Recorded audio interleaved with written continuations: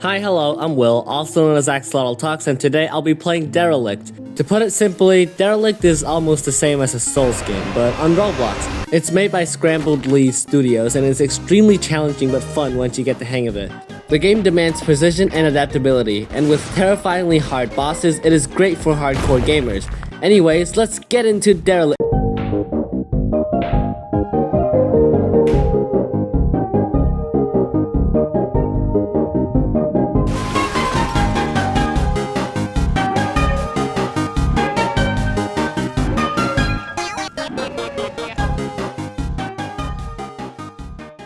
Overall, this game is great. The graphics are amazing, the story so far feels really unique, mixing the past and the future in the same world, and there are probably hundreds of hours worth of gameplay in it.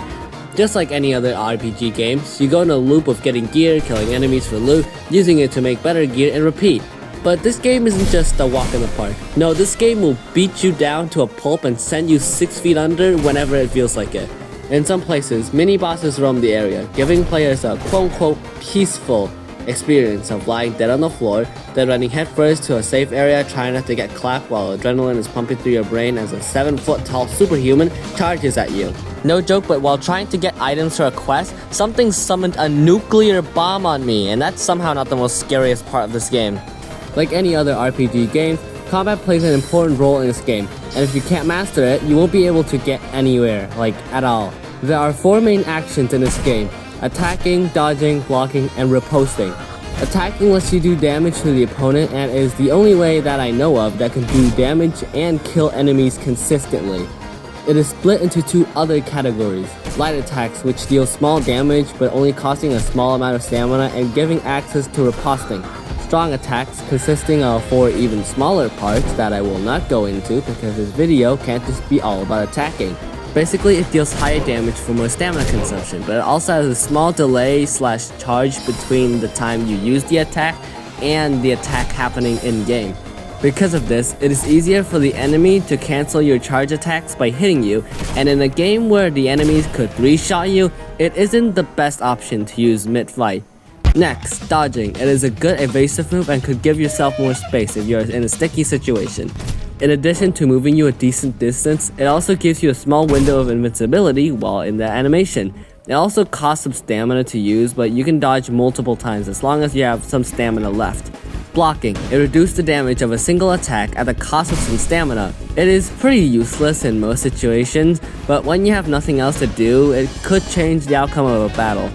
For blocking, you can do the equivalent of a black flash, that being a parry. If you do a timed block, you will be able to take no damage, and after 2 to 3 parries, the enemy will be punished for having a skill issue. This may be the strongest action in the game, but my ping is at a consistent 300 ms, so that's usually not an option for me. And lastly, riposte. When the enemy gets staggered either by an attack or multiple parries, you can interact with the enemy to do insane amount of damage back to them. This action does a percentage of an enemy's health, so it's pretty busted. To be honest, this is the only way you can actually stand a chance against tankier bosses with higher armor stats. Holy cow, does this game have a diverse way to grind. From stats and gear to healing items and skills, there's literally no end in sight in the Sisyphus experience hidden behind a game. Even when you die, you get rewarded with some XP and sometimes buffed to your health and armor stats. I'll try to list off all the ways to progress in the game before my brain overloads and fry itself while trying to remember everything. Foraging, get materials for cooking. Sometimes you get jump scared by a minigame, which can sometimes help you do stuff faster. Fishing, same as foraging, but you need a fishing rod. Deforestation, same as fishing, but you also need an axe and have to play a minigame every so often like foraging. Mining, yearn for the mines to get materials for armors and weapons, and also have a minigame. Breaking skulls, currently the fastest money making method that I've found and is important for upgrading gear. Killing, give you resources for crafting. Cooking, give you access to better heals. Crafting, let you get better armor and weapons. Anviling, make your gear stronger. Quest, give you XP, rare items, and sometimes guide you through the game. That's pretty much it. Also, all these things give you a separate kind of XP and normal XP itself. There's probably still a lot of ways to grind, but this is getting really long and I need to talk about... To start off my journey, I woke up in a test tube and started configuring my settings so I don't die of lag immediately when I spawn. While configuring my settings, I accidentally broke out of my test tube and somehow escaped. Then some guards spotted me and tried to stop me from, I don't know, escaping I guess. Anyways, instead of using their guns to mow me down, they decided to power walk to me. I used this opportunity to slam our doors shut on them and continue to change my settings. After that whole ordeal, I went through the tutorial like normal, running through corridors, trying to avoid the extremely obvious fall trap, and battling some enemies to get the hang of the game. Then the game got freaky and sent me to death himself. That boss be hitting me harder than an abusive father not getting enough alcohol, and even BM'd me before giving me the Captain Sparkles treatment. Luckily enough, I got rescued by a merchant with a funny Russian accent. He explained some lore about the game while I contemplate my life decision on being a Roblox YouTuber. After that, I became an errand boy for like 30 minutes and ended my first recording after I found a guy who was about to die, but instead of helping himself, made a tombstone for himself. Before he died, he told me to enter this small-ass well and claimed that his friend is somehow kidnapped under there. Then I left the game because I don't know why, I just did. The next day, I started the second recording and went down to check it out. I ran around the entire thing and found absolutely nothing. Then I got kicked because I've been lagging my way through the entire thing. Wallahi, I guess the problem with being faster than light is that you can only live in darkness. Anyways, I rejoined and hey, there he is. He warned me about some dangerous boss that could fold me easily, so he gave me a crappy wooden shield because that would help somehow. Conveniently, in the next room, there is an NPC with a really long wind-up to teach me about blocking and parrying.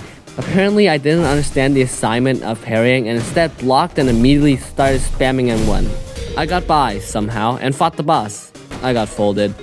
At that time, I didn't know that the block didn't fully reduce damage and tried to do some TSB BS. Luckily, the boss didn't regen health, so after a lot of trial and error, I beat the first boss. At this point, the game gives you probably almost everything it could offer, so with nothing to do, I grinded some gear before going to this other area that I was supposed to do for a quest. Before going into this hulk of a bridge, I already know something evil's gonna happen, and would you know it, Master Chief is the second boss. The entire time I was fighting this boss, I was being given straight belt to ass, no victory in sight. This hunk of a unit 3-shotted me, and paired with my crappy ping, his attack now suddenly have reach and blocking became obsolete. I have to go back to grind for more stuff and that didn't change anything at all. I tried again and again, dying dozens of times, switching my weapons even, just so I can have a sliver of chance to win it, but nothing worked. Then it hit me. Years of experience playing TBS entered my body again. I realized something revolutionary. I could play passive, and after some trial and error, again, this is what happened.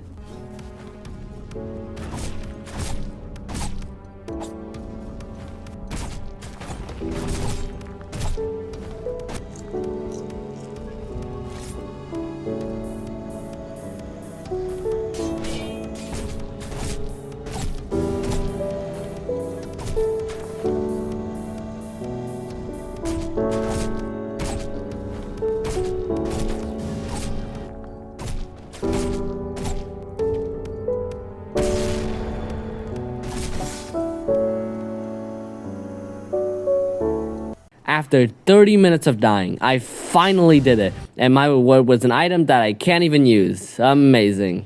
With the boss dead, a new area has been unlocked for me, and here's where the game become a one-sided slugfest.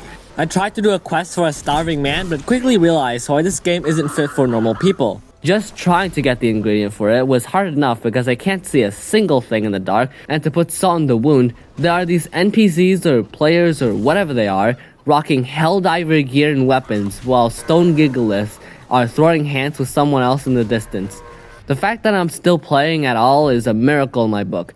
Even trying to get back to the safe zone was a nightmare because a mini-boss of sorts spawned in and somehow one-shotted me. Even with me cheesing her by kamikazing myself then running away didn't even work.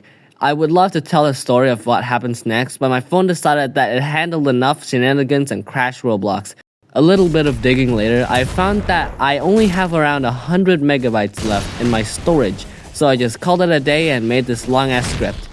Thank you guys for watching this poop of a video. I know it ended pretty abruptly because my phone didn't have enough storage, but I played around like 2 hours of it already, and I think I already got the full experience.